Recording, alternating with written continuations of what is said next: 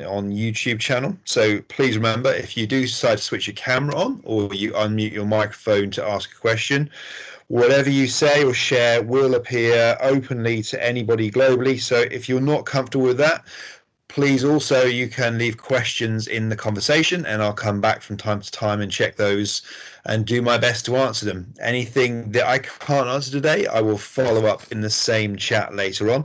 And if there's any resources to share, those will also be included in the chat and they will stay in your chats on Teams. So you'll be able to always access those even after the meeting has been concluded.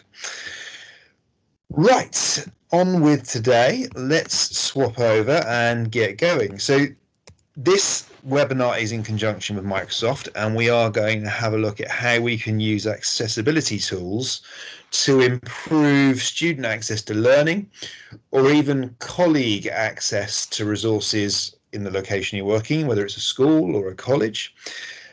From today as well, we'd like to gift you something that you could use for your own professional development. Now, if you've got a Microsoft Education Center account, you can log in later on in this session. If you don't, it's really easy to find. You just search for Microsoft Education Center. I'll also pop the link into the conversation. Once you go there, if you log in the top right hand corner, if you've already got a Office 365 account from your school, you can use that. If you don't, you can choose to use a different email address. It doesn't have to be the address you've got for work. And then at the end of this session, we will gift you a code that will be able to be redeemed to get 1,000 points to say that you've undertaken some customized learning with us today around Microsoft Learning Tools.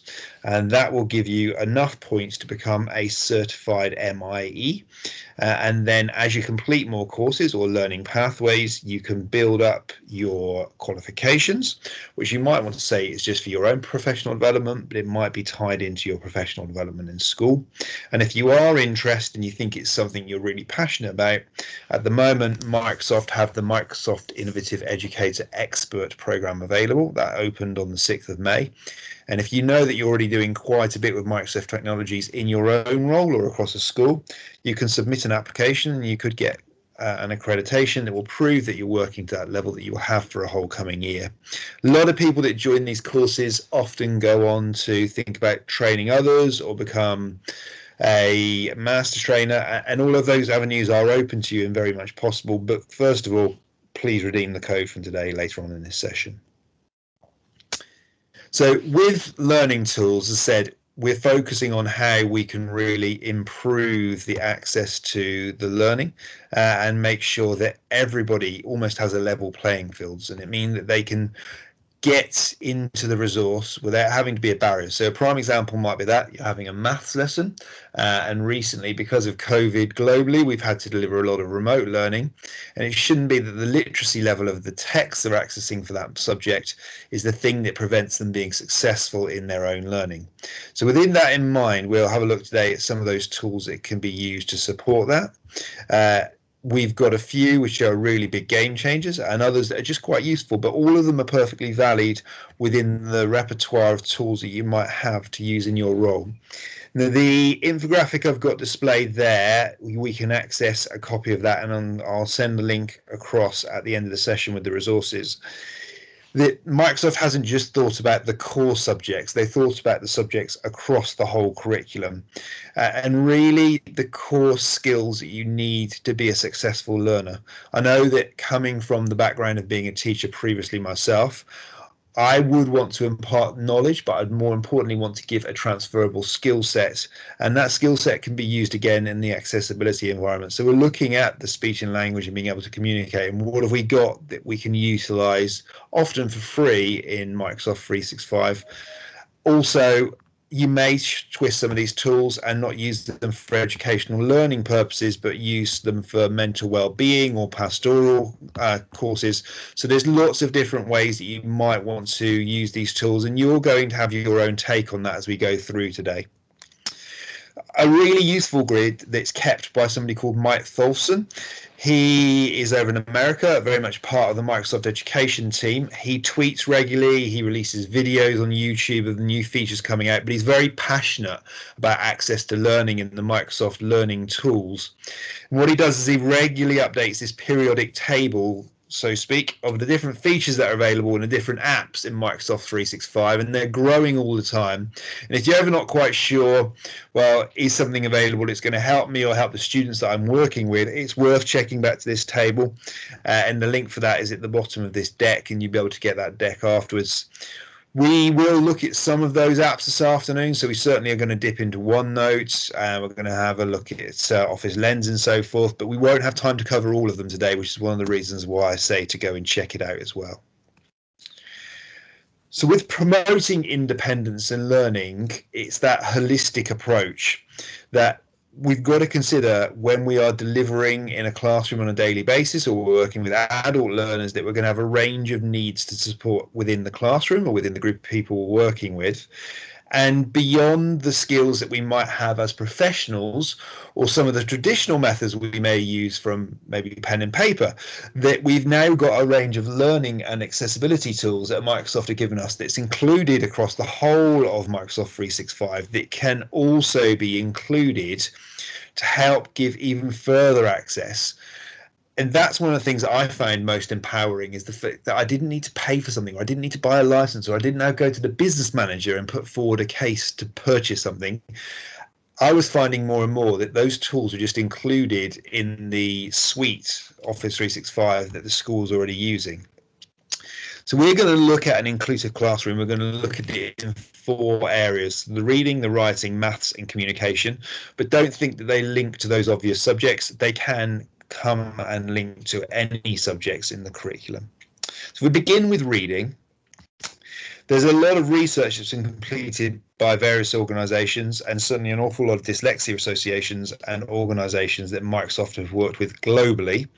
So this isn't Microsoft dreaming up solutions. This is actually usually backed by significant evidence and research. Sometimes the idea becomes before the research and the evidence, and sometimes the research leads to Microsoft creating something to fulfill that need. We will begin having a look at Immersive Reader, which appears in so many different places, and I'll point it out to you as we go through the afternoon. There's lots of different features in Immersive Reader that can just help people get access to what they're faced with, whether it's they've decided to come into Microsoft Teams, maybe you've got a bubble that's gone down in the school you're working with, and yes, you did have them with you one week, but now they've gone back to remote learning the next week, and you were able to sit next to them, help them. Well, you could use Immersive Reader to do some of that as well, and it can take away some of the workload for you and minimize the pressure on you, when I appreciate you're already very busy with everything that you have within your professional role. So I'm going to swap screens, and what we'll do now is we'll take a look across at the product itself. So I'm just going to change over to a web browser. Any questions so far, do feel free to pop them into the conversation. I will go and check them. So what we've got here is the Office 365 landing page. For your students, it's usually the place to come to, but as a member of staff, more than likely you'll arrive in Office 365 web app. That's the online version of Outlook, but you may use desktop. If you've always used desktop Office, a lot of the tools we're going to look at today are available to install from the Windows Store in your Windows 10 computer.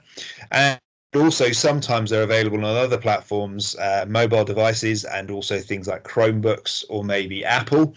But we will focus primarily today on Windows 10. So, as I said, you can get them to install very often, and then they'll appear as a program installed on your computer. But where possible today, I'm going to look at the web versions and just consider how the web versions can still fulfill the same opportunities for you. So we'll start with Teams, and we've one way or the other been exposed to it quite a bit over the last year. If I go into a primary demo classroom that I've got set up, one of the things that will frequently be happening are teachers making posts. It may have dropped off, as I said, when you got students back with you, but if those pupils in a primary setting have gone back out, you're more than likely going to be communicating backwards and forwards. If that's the case, you've got the Immersive Reader, and it may be that this text is too much for all students to read. It might be that you're using this with Key Stage 1 pupils, but your Key Stage 2 pupils are broadly able to cope. But they've got a tool on the ... dots, and that's Immersive Reader. You can switch on Immersive Reader, and then it will translate the text that there's in that post.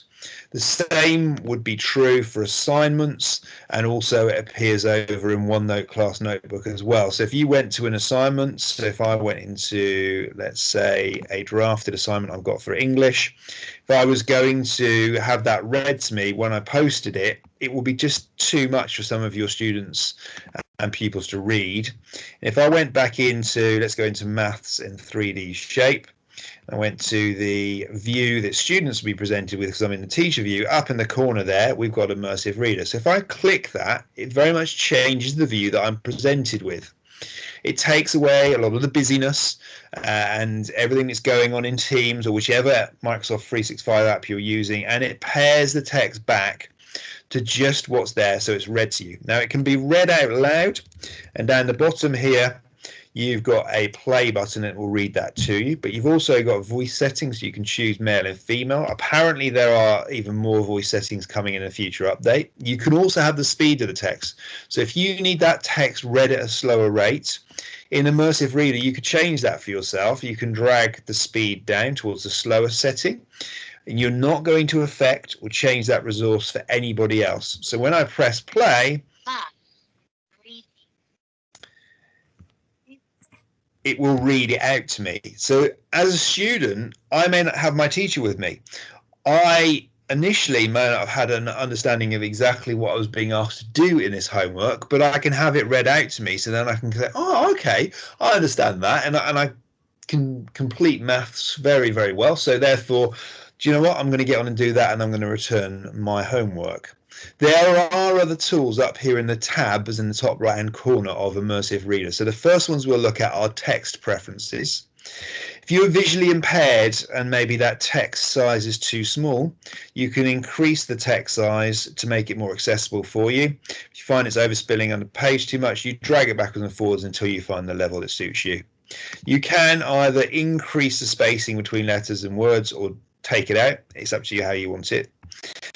You can choose the font. Now, if you think that actually that typeface Calibri is a little bit formal and you want something that's a bit more like handwriting, you can change it over to Comic Sans, and it may be a little more akin to the type you're used to in school, particularly with primary aged pupils as well. Now, if you are, again, visually impaired, it might be that you need a different color background. So instead of having a white background, I might have a green background, or I might have a pale yellow background. There's lots of options there for me, so I can change it around to suit what works best for me. I think I'll stick with the yellow background. You can additionally choose to have the text formatted as the teacher set it out, or you can switch that off and it will take it and it will just give it to you as a block of text on its own. So you've got a lot of choice about how, as an individual, you would like the text formatted. But that isn't the end of what Immersive Reader can offer for you. You've got grammar options as the middle tab in the top right hand corner, and in here you can have various things marked up for you. So this is particularly useful in the UK for SPAG, spelling, punctuation and grammar.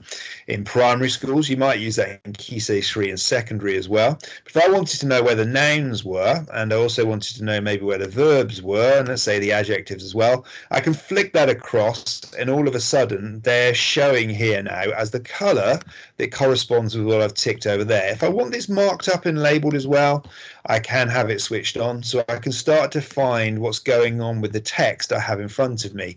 You're not going to use that all the time. Probably a considerable amount of time you'll switch it off, but sometimes you'll decide to enable it and leave it on.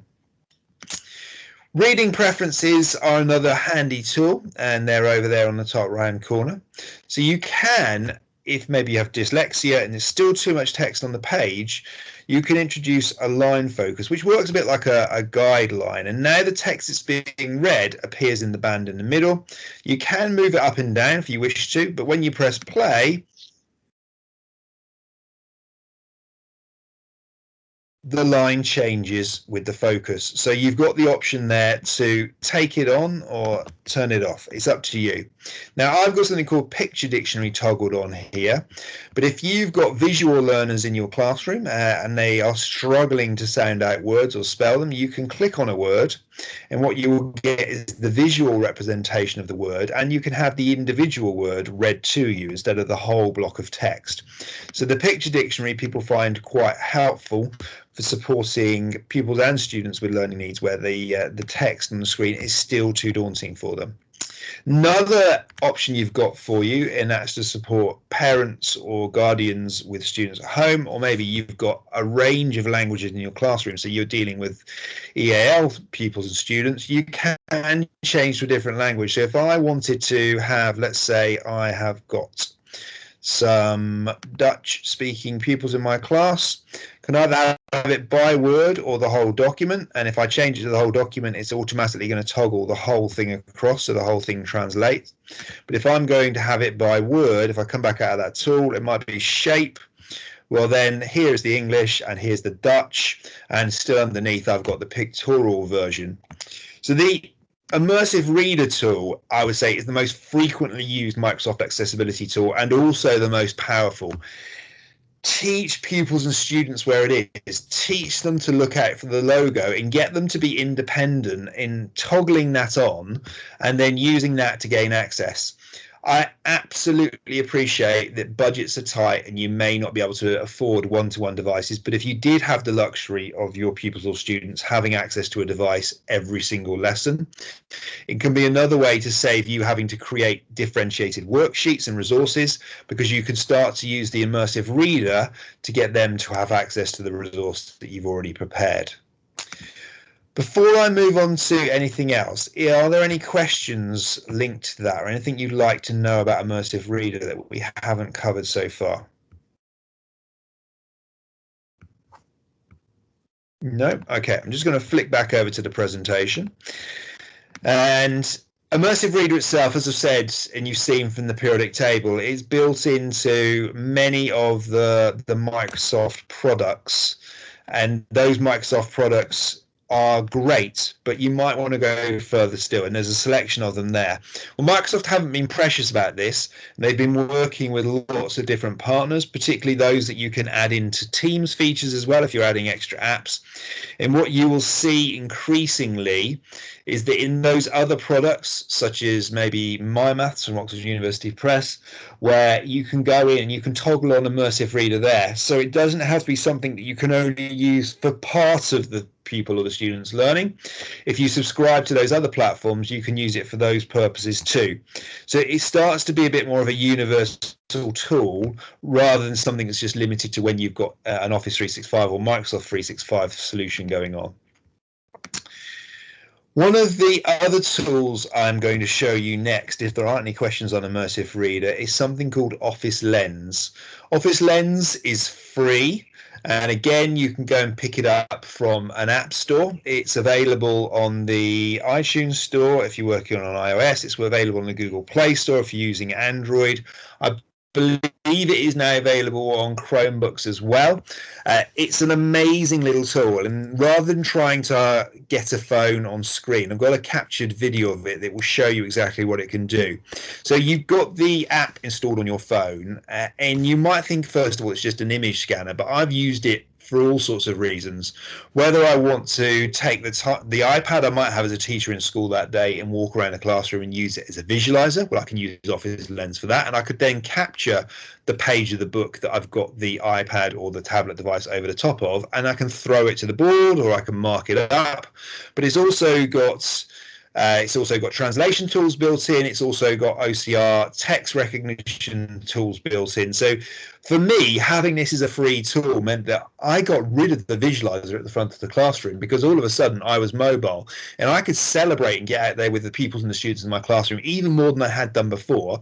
But more importantly, Office Lens enabled me to share and celebrate the learning in the classroom, and also share what people were doing well to raise standards across the whole classroom and ultimately increase the progress in learning. So I'm going to move on to that slide, and I'll let you just watch the power of Office Lens, and then we'll pick up again afterwards.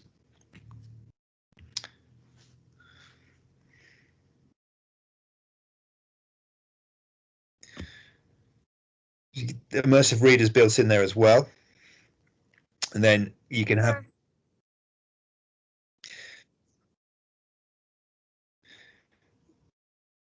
same tools in Immersive Reader that I've just shown you on the desktop version. Again, that's accommodating whatever backgrounds and how you like the text broken up. Also, you can see that the EAL is counted for in there as well.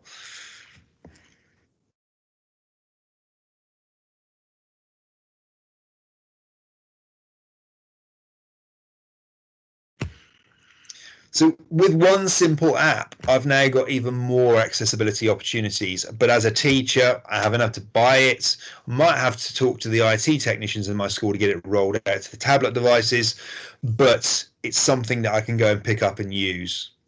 One of the other tools, and we'll come back to it a little bit later, is PowerPoint Live, and that can be used for captioning and subtitles as well. So when you maybe are sharing a PowerPoint presentation and you don't necessarily have everybody with you, or it might be in the same classroom and you are giving a part of the lesson that relies upon a PowerPoint, and maybe they're learning English. English isn't their first language. Well, they could use the PowerPoint Live subtitles to join in, and on the device they've got in front of them, they could get the subtitles for you talking in English, then displayed in their native language underneath. So again, it's increasing that accessibility to learning that you may not have been able to offer previously, or it would have taken huge amounts of time and effort and may still not have been quite as effective. So sometimes that technology is the game changer, and other times it's just better to use traditional methods. The auto captions that are there in PowerPoint Live are available across many different programs. They're also available in things like Teams meetings. You have to have certain policies enabled in the admin center, and you might need to switch a couple of things on in Windows 10, but broadly speaking, they are available there. That's the those things switched on for some of the Teams elements, but the PowerPoint Live, as long as you're using the most recent version of Office or the online version, they will be available for you. Any questions on Office Lens before I move on again?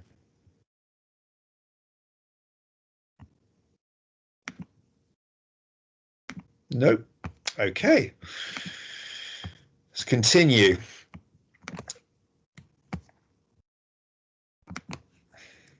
So next, we'll have a look at writing. And some of these things I'm going to spend a little bit less time on because they may have been there for a long time, or they may not be used in every single lesson. So within Microsoft Word, particularly what's called the web app version of Word that you can open up from office.com, you can go in there and you can add in features such as being able to check text or have spelling suggestions, or also visibility suggestions as well. So it checks for you how accessible the text is.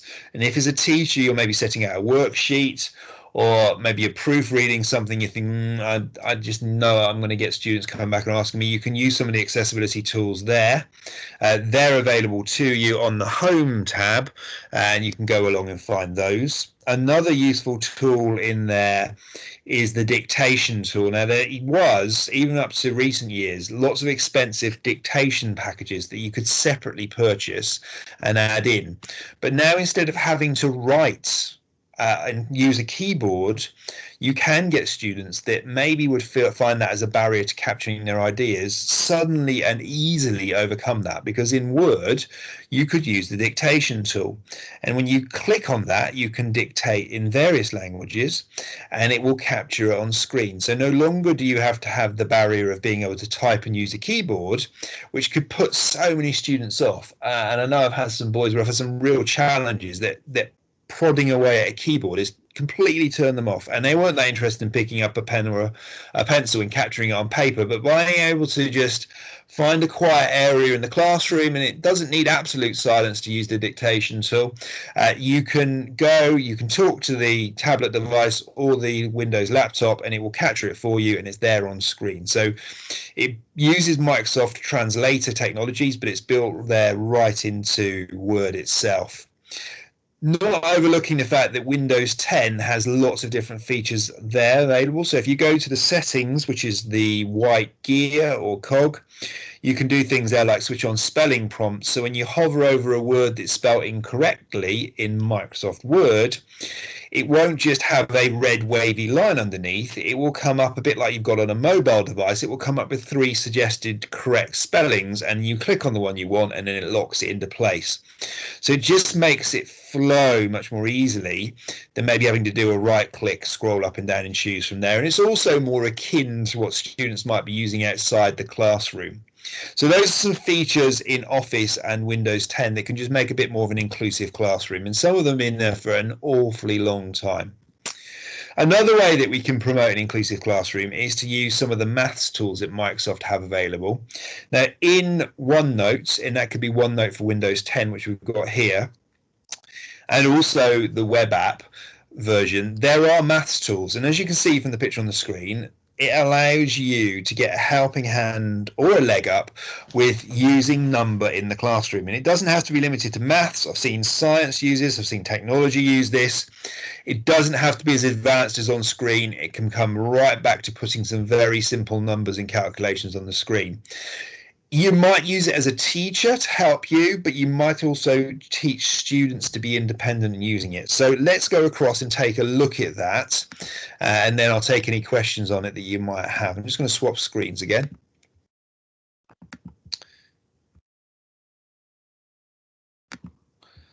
So if I went into my OneNote class notebook in my demo primary classroom here, just let OneNote load up, and I'll find a page that I've been working on as a teacher. So just go into my sections, and I'll find my teachers only section because I'm logged in here as a teacher today. And in my teachers only section, I am going to look at my maths section where I've got all my maths pages ready to use with students. And it might be here. Let me get rid of some of this clutter. Get rid of that. And let's collapse that into there. So I've got a bigger area to work in. Calculation I've written on the board. So wouldn't necessarily be doing this with really young pupils, but I might be doing this with upper key stage 2 or key stage 3. That's great. I've had OneNote class notebook open on the board, and I'm using this instead of board software because I can make resources available through OneNote class notebook. But what I've got here are now additional tools that can increase or improve accessibility to learning. So if I highlight what I've written on the board there, it will then highlight up itself. Go to the drawing tab in the web app version of OneNote, and I click the maths tool. The maths tool will expand out from the right hand side, and an algorithm will do its best to recognize the text I've written on screen. If you need to fix it, you can fix it. You can ink it in as well, so convert it from handwritten text to typed text if that's easier to understand for the students you're working with. And then the maths tool has various actions built in, so you could decide to evaluate what the answer is. Well, the answer is there. I could say, well, what are steps in learning? But I might decide, well, do you know what? I've got that calculation. I've highlighted one calculation I've written on the board out of many that I've been doing that lesson. But as a teacher, I may have produced a worksheet, or they've been undertaking something from a textbook, but I just need something else for them to do. But I don't want added pressure to the end of the day. So I could use Microsoft Forms, which is linked to the maths tool, to generate a practice quiz based on what I have highlighted. So I'm going to choose a quiz. Let's say I want 5 questions in a similar vein. Press the generate quiz button, and what it will do is hopefully generate that quiz for me. Let's see if it does. Over it comes. And through here, there's my Immersive Reader again. So again, if the student can't read this, they can go and select it. It gives them a choice to go and answer the question at the end. I don't have an additional set of books to mark or an additional set of online work to mark because they can press submit and it will mark it for them. Now, that's all well and good if they're quite independent and able to get to what the answer is. But if they're still struggling, maybe I'm working with an intervention group and I just need to have a bit more time to finish off working with them. Well, I can use the maths tool to help me as a teacher in the classroom as well. So I can drop down this box here which says show steps. And then it might not be the only or the method that we've used to get there, but it does show one method of how you got to that answer. Again, there's Immersive Reader, so you can switch that on if you need that. But it will then give them some hints and tips. One of the other things I tend to do, particularly if I've got students working on electronic devices, up here at the top, where I've typed in my text, I might have a return there, and then I might have a website also that will help explain. So maybe it's BBC Bite Size, and there's a section in the Key Stage 2 bit that will explain the method behind that. And it's got a friendly video. So if they get stuck, they can go and view that as well.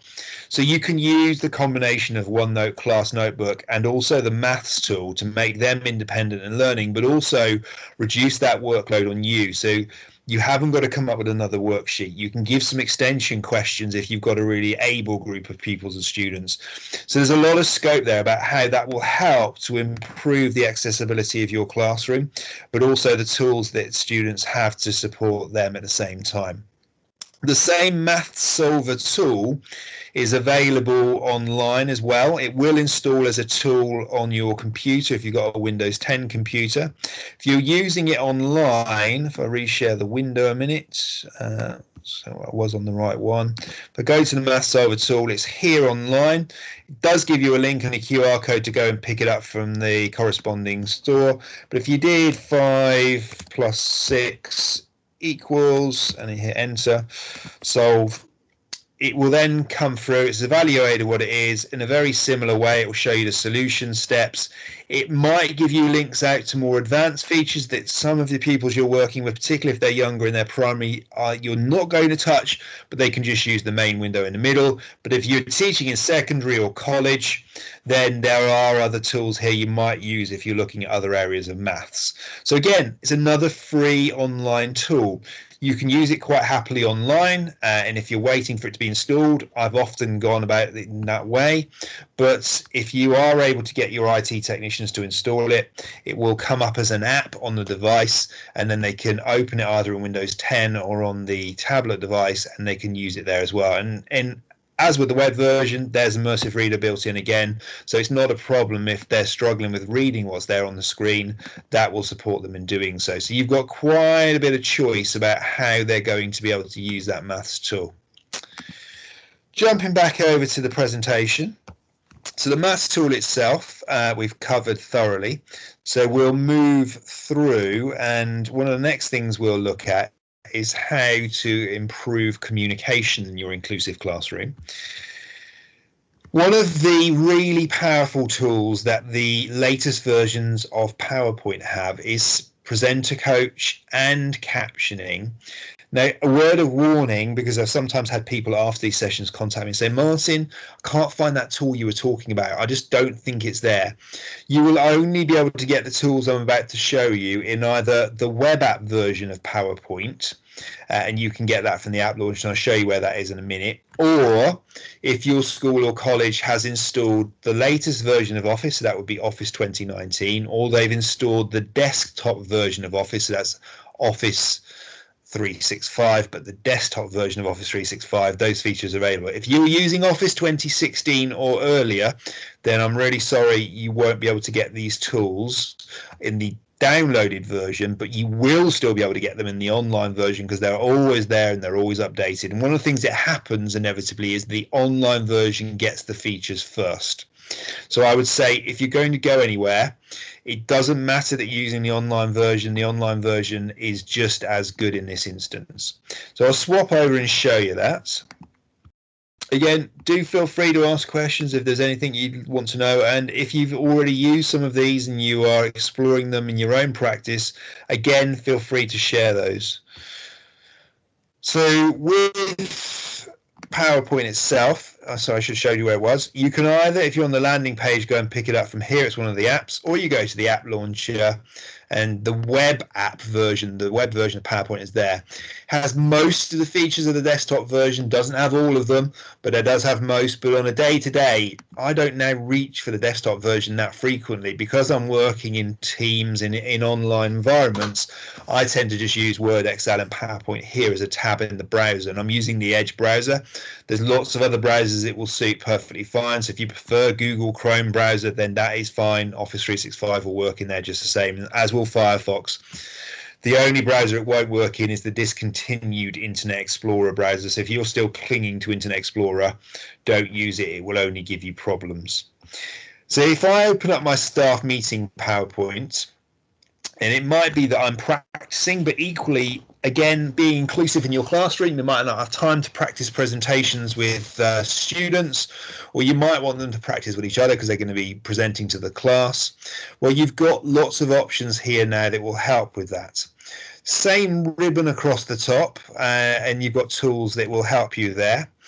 But you've got additional features here that will really support you in being able to go ahead, minimize the input from you, but also make sure that it has the ultimate impact that you want, either as a teacher or as a group of pupils or students. I talked about earlier the accessibility tool in Word. It is here in PowerPoint as well. So if you want to check how accessible those slides are, whether the backgrounds are going to make difficult reading for somebody that's visually impaired, size of the text, fonts that have been used, colors and so forth, the accessibility checker will do all that, and it gives you options to fix that as well. One of the other things you can do is you can go through and you can use Presenter Coach as well, and Presenter Coach will allow you to present and use those tools there to help you. You can annotate over the top. You can quickly change those designs. We've got all those animations and transitions that we got there, but we're really going to use the slideshow tab here, and we're going to use the Rehearse with Coach option. If you want to present live with captions, that's there too. So you drop down the box and you're going to choose. You might be using this for an open evening and you've got parents joining you on different email addresses that are outside of the school. Well, then you choose anyone. If you know you're doing this in a classroom and you've got students joining and they've got an Office 365 account from your school, choose only people in your organization. If you want to change any of the audio settings, they're all bundled up in there, but I won't go into them too much today. So I'm going to choose only people in my organization. And then when I present, it would come up with captions underneath. The Rehearse with Coach is also really powerful. So it will ask you whether you can use the microphone on your computer, and then on the right hand side when I start, it's slightly different. It tells me I'm going to rehearse, and this is in preview, but it's pretty good. It's going to use your broadband connection, but if you're doing this in school or actually at home, to be honest, most broadband connections are pretty stable now. I'm going to ask for the real-time feedback to appear in the bottom corner. If you find that distracting, you can untick that box and you'll just get a summary at the end. So I'm going to start rehearsing, and I'm going to make some deliberate mistakes when I'm presenting in a minute, and then I'm going to wait for PowerPoint to pick those up and give me some suggestions about how to improve it while I am delivering the presentation with the real-time feedback, but at the end with the summary report that I get. So I'm going to press the Start Rehearsing button. And the microphone is on in the bottom corner, so I'm going to say, welcome to our staff meeting. Hasn't been that many opportunities this year to get everybody together, so I appreciate you joining. And it's telling me I'm talking too fast. So I'm going to start to go very slowly. The agenda is policies and also school processes. And if you have any questions at the end, you can ask. So the annual review says that we're going to have updates to go through. We've got plenty of new policies to cover with you today. And I'm not quite sure, but there might be some policies you haven't heard before. And you start to get the feedback on screen, as you can see, too many ums. When I get to the end of the presentation, its next ideas welcome, and I come out of the presentation. When I come out of the presentation, what I will get on screen is the ability to rehearse again. So again, you don't have to sit there listening to students present anymore. They can just use this tool, but also it helps them to get their presentations accessible as possible. You've seen the accessibility tools there. There's the live presentation, live with the captions underneath. And it tells me the pace of the presentation, whether my pitch is about right up and down, gives me suggestions over here and filters all the originality. So it's not just listening to me, it's analysing the text that's appearing on screen at the same time. So it's another really useful tool to help you. And it's something that I find is particularly useful. I can see someone's put a comment in the chat. So Eric, you try and present live. Okay, I'm glad you found it amazing. I must say that the present live, the machine learning behind it in the AI it's got access to translator dictionaries, and it doesn't matter which language I've chosen in class or the multiple languages we present live. So I've had some classes where I've got five, six different languages of students on their own devices listening to me speaking in English, and they've all translated almost perfectly for each student. And they've told me that they're really happy because they're suddenly able to understand what I'm saying and then start to engage with the learning while they learn English at the same time. And that ability to make them feel included in your classroom, and also that they've got a chance in being successful in what everybody else is doing, is so powerful and builds that self-esteem. So thank you, Eric, for sharing that as well. It's really good to get some feedback from you. Any other questions on Present Live or the auto captioning element or the Rehearse coach? I will show you when we just pop back over to the presentation in a moment. I will show you what that looks like, so you can see what it's going for. See, somebody's got their hand up there. Yes, Miss Bella. I just wanted to ask, how do you access because I didn't quite get that aspect of being able to access the PowerPoint, but the Present Live aspect of it, if I'm making sense. No, that makes absolute sense. Hopefully the slides I'm about to show you in a minute, it will, because you can watch it back. So you need to both have the same or the latest version of PowerPoint open. And when you're talking, the Translate tool will then pick up and give you the subtitles. So if I quickly flick over to the slides, hopefully it will demystify this whole thing for you and you can see what it looks like in real time. Let me just swap over. So what it looks like from the perspective of the person joining the Present Live session is that as they're talking or as we're talking, whether you're using a desktop computer, a laptop or a tablet or a mobile phone, even in some schools where mobile phones are permitted, you use the Present Live option. So you turn it on and you choose Present Live, and you're either going to be receiving it and you join via a QR code that you give them as a teacher. The QR code appears on screen. It was flashing past then.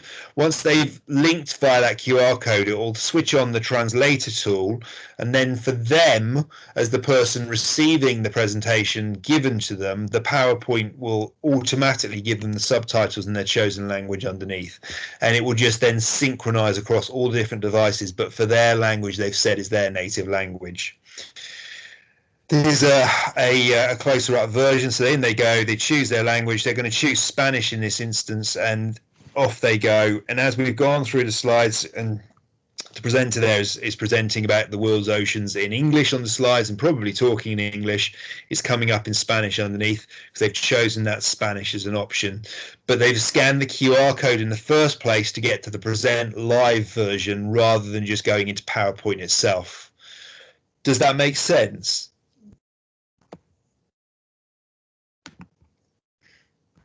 Yes, thank you. No, okay, great, thank you. The other options you got available to you, if you really want it, is that you can get audience feedback. So people that are using the Present Live mode can rate you if you want to find out what it's like about your ability to present, or the quality of the presentation, or the slide deck, or the translate. So all of that can come back to you. So it gives you some indication as a teacher whether you're wasting your time and the tool's not working for them, or whether actually it is making a difference and it is allowing it to be a more inclusive classroom. See, I've got another question across in the chat. Is the recording going to be? Yeah, the recording will be available at the end. So once I stop the recording, it will appear in the conversation today, and you'll be able to watch it back in there. So the recording will be instantly available at the end of the session as soon as Microsoft Stream has rendered it. So you will have it there available for you for day. So 3 tools there that we've used. Well, presenter coaching, live presentations I haven't focused much on Designer, but Designer is again in the latest versions of PowerPoint, and you can remix those slides. Also, when you use the accessibility tool, it will tap into Designer and it will help to make suggestions about how you could redesign the slides to make them more accessible. I spoke about captions, and as long as you've got the correct policies switched on in Microsoft Teams, you'll also be able to get captions switched on in Teams meetings. Mine is playing up today, so I'm using a video on the PowerPoint presentation rather than showing you this in real terms. Occasionally it does, but usually it's quite stable.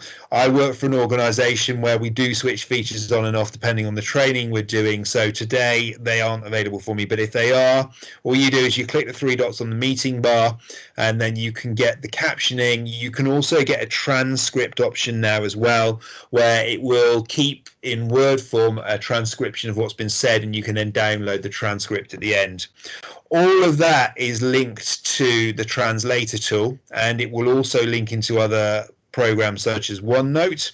But the Translator tool, again, it can be installed from the Windows 10 store on your laptop, or you can use the web app version. So what I've got for you queued up is the web app version, and we'll duck across and then I can show you just how it works to use the web app version from the perspective of somebody that's either joining a conversation with the translator being used or delivering it as a teacher. So I'm going to swap over Windows again to my web browser, and we'll be able to show you just what that looks like. The Translator tool is available online. So if you go to translator.microsoft.com, there it is available in the web browser.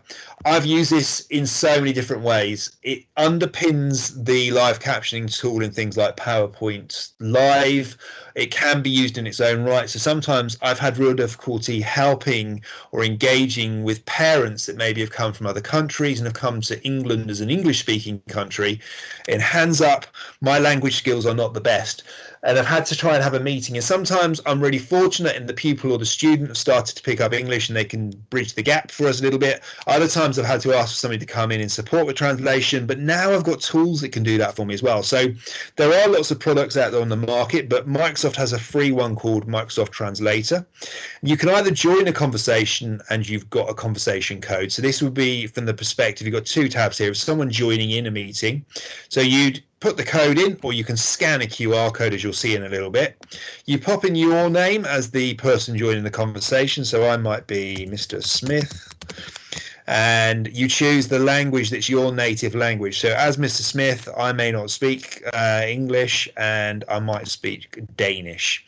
And then when I join the conversation, and although we might be in the same office, I could provide a laptop that's on the table in front of the person that's come to join me in the meeting. And as I'm speaking, I've selected the language that's their first language, and they can see the text coming up on the screen as I am speaking. And although they can't understand what I'm saying in English yet, they can read the text on screen and still engage in the meeting that I'm having, so that we can support the child maybe that's attending the school. The other side would be if you're starting a conversation and you're either using this in the classroom or you're using it for that meeting scenario, and you don't have to sign in with Microsoft. You can use your Google account if you've got one. You can even sign in with Facebook for safeguarding reasons. I wouldn't advocate, if you're doing this for education, to use Facebook, but it is possible if you want to use it outside of your job. But really, if you've got an Office 365 account, click Microsoft and Office 365. It will then ask you to log in, or if it detects that you're already logged in. So start a conversation. My name is not Mr. Smith. My name is Mr. Long. My native language is English. So let's try if I can get rid of that. There, choose English. So I'm now the person delivering. You can choose if you're using this in a classroom or not. So I am going to tick that just to show you what it looks like for a classroom. And I press enter. That will then work over the internet, and it will allow you to come in and use the tools that are available to you. It might want to do a headphones test or a audio mic test. Usually if you know that the mic on your computer is reliable, I would just skip that and it will come straight in. So I said about joining the conversation. If you were delivering this meeting, you would either share that code. If I'm doing this over the internet, I might share it in a team, in the posts. It might pop up in the classroom. If I am doing this in the classroom, or I've parents with me at home, I could pop a QR code up on the screen. They can scan that on their device. It automatically takes them to the Translator website, and it can start translating for them, and they choose their language. Now, as you already can see in the background, as I am talking, because I've chosen English, it's coming up in English for me. If I'd have chosen French, it would come up in French, and so forth. And it's really as simple as that. and it will cope with two-way conversations. Because I've chosen classroom mode, it's listening to everyone else. So if I had a pupil or a student speak with me, they'll come up in a different speech bubble with a different initial next to the side, and it will start to work that way. If you want to turn presenter mode off, it's really easy. You can just toggle it off there, and then that takes care of that. Or you can also here, if you go to settings, so you can play the speech out. You can mute everyone if you want to. You can lock the conversation as well. It prevents anybody new from joining. So maybe if you think you've got a problem with students jumping into lessons, you can do that there. You can also get a transcript at the end of all of this. So if I stop the phone, it will then stop listening to me, and once it's caught up and it's got everything on the screen, you've got options there with the Translator Tool, and you then get a version exported at the end if you want to. The conversation code is always up here at the top, so you're able to get it. And when you're finished, you click the exit button. You're sure you want to leave, you can save the transcript as you get to the leave button there, so you get a written version of what's there on screen. You might want to provide that. You may need that for evidence. You're having a meeting with somebody as well. You leave it, and after you've left, it will then give you the option to set up another translator conversation. So there's quite a bit of opportunity there for using Translator, and you don't have to just use it for the context that I've just said. There are many others. As I've said, it's also built into many other Microsoft products. It's certainly in OneNote. It's most definitely in PowerPoint. It's a PowerPoint Live, and there's so many different ways that you can use it. Or, as you can see there, it's just as powerful if I pluck it out and I use it on its own in the web or as an app installed on my computer. So just moving back over to the presentation, we are coming towards a close now. Just swap back in. So here we've got the relationship between OneNote. OneNote itself, if you use the view, it will end up bringing you in so you can see it. We've got the captions, as we've just looked at, on screen, and that the app is also available on tablets. It's also available on mobile devices, so it doesn't have to be limited to just a Windows laptop. Today, I know I've covered an awful lot, and everything you need to get going is available in the Microsoft Education Center, but there's also some links here in the slide deck. There's a dedicated page from Microsoft for Immersive Reader, and there's the Math Solver link for online. The other thing that we said we'd give you today was a code to redeem in the Microsoft Education Center. So the code that you can see on screen, if you are logged into the Microsoft Education Center, you can go and pick that up. I will also pop that into the chat for you in just a minute, and that will be something you can redeem and grab from there. But really, at this point, I'm going to open it up and say, are there any general questions? Are there anything that you've done that you feel has really worked for you that you would be useful to share with others to help them in their practice, and it would be good to discuss here?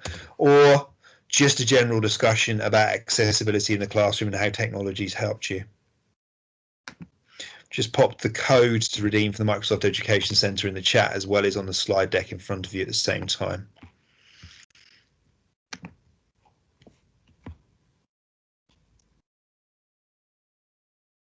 While you're doing that and you're redeeming the code and thinking of any questions you might have, people often say, well, how can we find out more of what you've done today? There are people that you can follow at Microsoft. So Mike Tholfsen and Jen are key people, or you can follow Microsoft itself. They are very active on Twitter, but also on other platforms such as LinkedIn. If you do have any questions, you can email into either office@turnon.co.uk or marketing@turnon.co.uk. If you would like to find out more, you can go visit our YouTube channel, and I believe that Tiana from Turn It On is here today, and she has already put the link into the chat for our YouTube channel. So our recording from today will be there, but also previous recordings will be there, and the recording will also end up displaying here. There we go, we've got some there. We've got other sessions running, so our next session is going to be about using Flipgrid for formative and summative assessment, and the link for that there to sign up and book in the Eventbrite is in the chat. So if you found today really useful, do sign up and come back and join us for Flipgrid.